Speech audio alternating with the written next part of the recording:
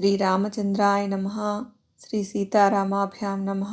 శ్రీమద్వాల్మీకి రామాయణము అరణ్యకాండము 74వ సర్గము. రావణుడు సీతాదేవితో లంకకు చేరుట, ఆమెను అచట రాక్షస స్త్రీల రక్షణలో నుంచుట. పిమ్మట అతడు 8 మంది రాక్షస యోధులను దండకారణ్యమునకు పంపుట.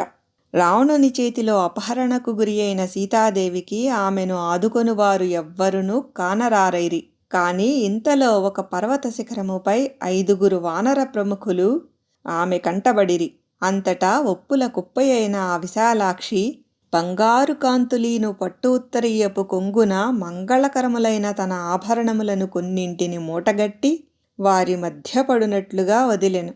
ఒకవేళ శ్రీరాముడు వారి కడకు వచ్చుటయే తటస్థించినచో ఈ సొమ్ములను గుర్తుగానిచ్చి తన అపహరణ విషయమును వారు ఆయనకు తెలుపుదురని భావించి ఆమె ఆ విధముగా చేసెను.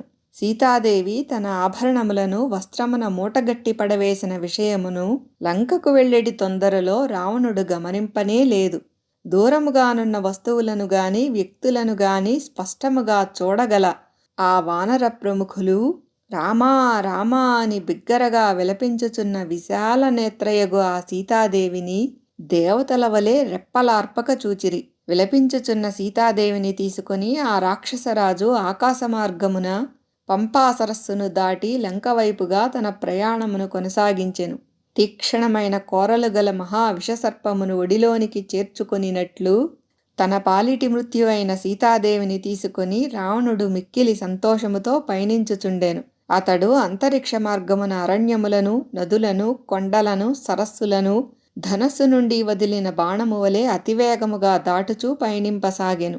తిమింగిలములకును మొసళ్లకును నెలవు, నదులకు గమ్యస్థానము, జలములకు నిధి అయిన అపార సాగరమును చేరి అతడు దానిని దాటెను. రావణుడు సీతాదేవిని అపహరించుకొని వచ్చుట చూచి సముద్రుడు మిక్కిలి క్షోభపడెను. తరంగములు సుడులు తిరిగెను. అందలి మత్స్యములు మహాసర్పములు భయముతో లోపల దాగికొనెను. అంతరిక్షమున విహరించడి చారణులు సిద్ధులు సీతాపహరణ దృశ్యమును జూచి ఇది రావణునకు చరమగీతమును పాడును అని తమలో తాము అనుకొనిరి. సీతాదేవి రావణుని నుండి తప్పించుకొనుటకు పెనుగులాడుచుండెను. అయినను అతడు తన పాలిటి మృత్యువైన ఆ వైదేహిని అంకమున చేర్చుకొని లంకానగరమున ప్రవేశించెను. చక్కగా బారులు తీరియున్న వీధులు గల లంకాపురికి చేరి జనులతో కిటకిటలాడుచున్న పెక్కు కక్షలు గల తన అంతఃపురమున అతడు ప్రవేశించెను. నల్లని నేత్రాంతములు గలది, శోకమోహములచే నిస్పృహకు లోనయ్యున్నది అగు సీతను మయుడు మాయాస్త్రీని వలె రావణుడు అంతఃపురమున ఉంచెను. నా అనుమతి లేకుండా ఏ పురుషుడు గాని స్త్రీ గాని ఈమెను చూడరాదు అని దశగ్రీవుడు పిశాచముల వలె వికృతాకారములు గల అచటి రాక్షస స్త్రీలను ఆదేశించెను.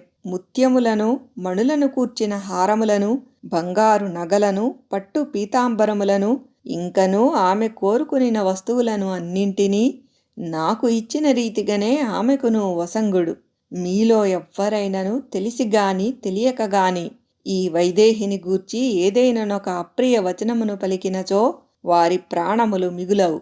పరాక్రమశాలి అయిన రావణుడు ఆ రాక్షస స్త్రీలను అట్లు ఆదేశించి ఆ అంతఃపురము నుండి వెలుపలకు వచ్చి ఇక చేయవలసినదేమి అని ఆలోచింపసాగెను.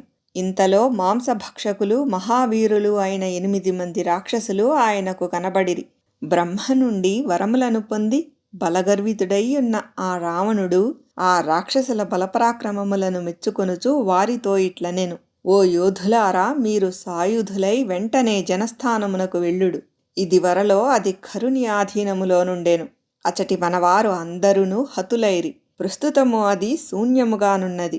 మీరు పూర్తిగా భయమును వీడి నిర్భయముగా మీ బలపౌరుషములను నమ్ముకొని మహాయోధులైన మీరు రక్షణ విషయమున ఏమరపాటు లేక ఆ శూన్యారణ్యమున నివసింపుడు.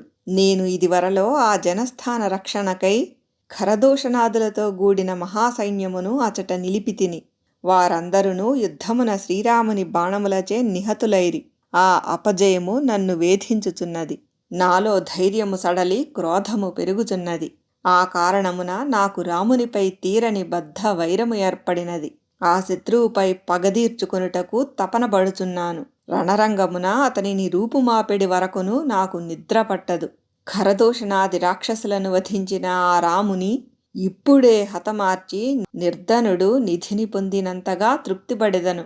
మీరు జనస్థానమున నివసించుచు రాముని కదలికలను గూర్చియు ఆయన ప్రయత్నములను గురించియు పూర్తి సమాచారమును ఎప్పటికప్పుడు నాకు తెలియజేయుచుండు. నిశాచరులైన మీరు అందరూ అచటికి జాగ్రత్తగా వెళ్ళవలెను.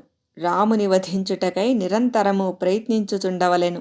రణరంగమున పెక్కు సందర్భములలో మీరు ప్రదర్శించిన బలపరాక్రమములను గూర్చి నేను ఎరుగుదును. అందువలననే ఆ దండకారణ్యమునకు మిమ్ములను పంపుచున్నాను. రావణుడు పలికిన ప్రశంసావచనములను వినిన పిమ్మట ఆ 8 మంది రాక్షసయోధులను అతనికి నమస్కరించిరి.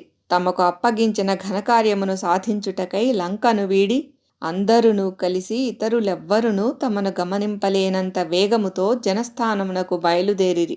సీతాదేవిని జూచి కామవికారములకు లోనైన రావణుడు ఆమెను అపహరించుకొని వచ్చి లంకానగరమున రాక్షస స్త్రీల రక్షణలో నుంచి మిగుల సంతుష్టుడయ్యెను.